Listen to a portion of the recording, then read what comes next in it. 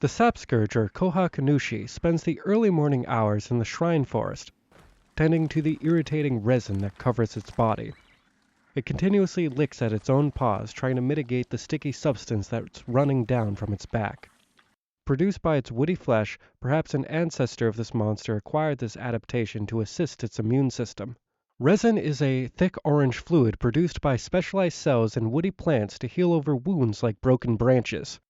If the Koha gets hurt, its body will produce more resin, though it seems to have no shortage of it, seemingly cursed to live with a runaway immune system. Rather a pitiful creature, lumbering, slow, near blind from an outgrowth of palm fronds on top of its head. They make sort of a hangover hairpiece that obscures much of its bear-like face. Before scraping off more resin from its palms, then flopping over backwards, causing large globs to splash out onto the forest floor, the monster wanders a little too close to our infield researcher. It searches aimlessly at the ground, seeming to look for something that isn't there and that it can't see. But having not found something, it wanders off towards the river, knocking over trees as it leaves, able to discern its gurgling with its pointed ears that are nestled next to its antlers. The presence of antlers bears striking resemblance to the jackalope, a taxidermy myth made by Douglas Herrick from the combination of a jackrabbit with antlers stapled on. Douglas Herrick hails from Douglas, Wyoming, which made this as confusing to listen to as it is to research. The Koha then too features a blend of estranged animal parts, the head of a bear, the body of a beaver, and the antlers of a buck. I wonder if this species has gender dimorphism as the deers do, males with antlers and females without, though I've considered a more compelling theory. The antlers are made of wood, both implying their ability to grow, but also communicate via pollen and scents during seasonal sessions.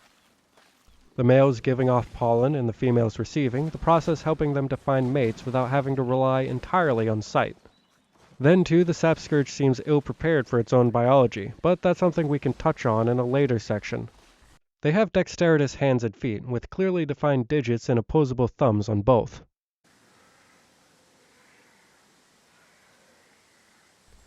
We then find it next to the brook's stepping stones, having come here in search of food. It wades through the shallow waters of the brook, sifting through the riverbed, but it cannot find food in such pitiful waters. So it moves further down the river in search of a good meal. It searches through the sediments once more, this time able to get its hands on a fish, though while trying to clean it, it slips away.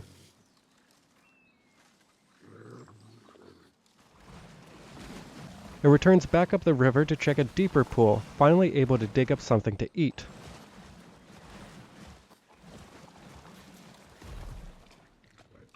May be some sort of orange fruit, though it's hard to tell.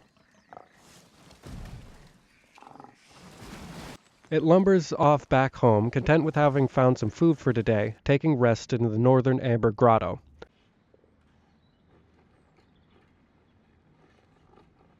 It is a strange place to live, a glowing amber resin leaking out from the surface into this cave.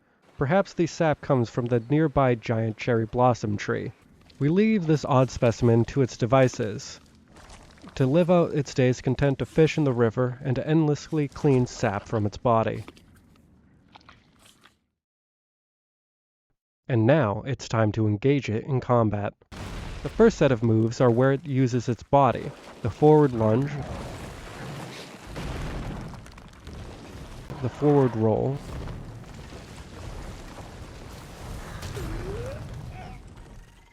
the side roll,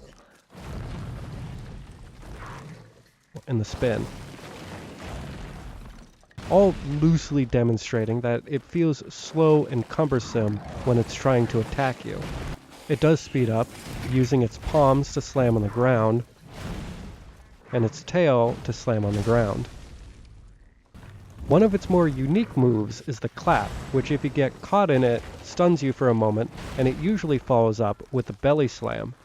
The last two moves are more unique to this monster. The first being resin chucking, where it scrubs its hands together and then throws a bunch of resin at you.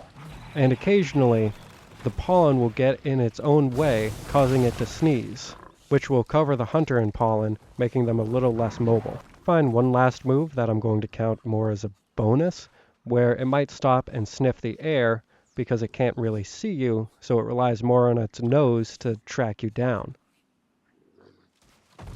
Halfway through the battle, it'll enter enraged mode, where it'll do a spin move, causing resin to go everywhere. I think it also sneezes a lot more when it's enraged, but that might just be me. It seems to recycle a lot of moves, like the tail slam, where it splashes resin, or the forward roll, where it leaves a trail of resin. I think the one unique move is the scrub down, where it might pick you up and then scrub you like a fish. And sometimes it might cool down from enraged mode to calm mode, collapsing onto the ground.